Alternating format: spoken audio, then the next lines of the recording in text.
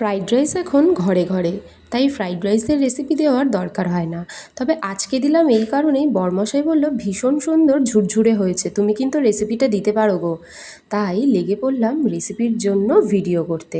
দেখো বন্ধুরা, আগে কিন্তু আমি ভাতটা করে নিয়েছি হাঁড়ির মধ্যে পরিমাণ মতো জল দিয়ে, তেল আর গোটা গরম মশলা তেজপাতা দিয়ে।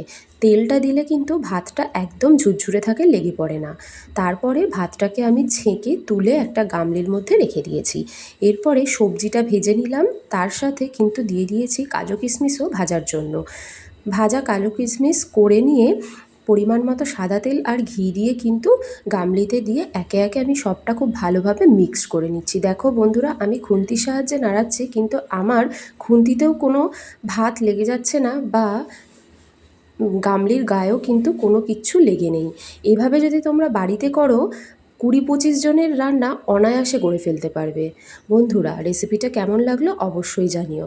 আর লাস্টে কিন্তু আমি নুন আর পরিমাণ মতো মিষ্টিও দিয়েছি।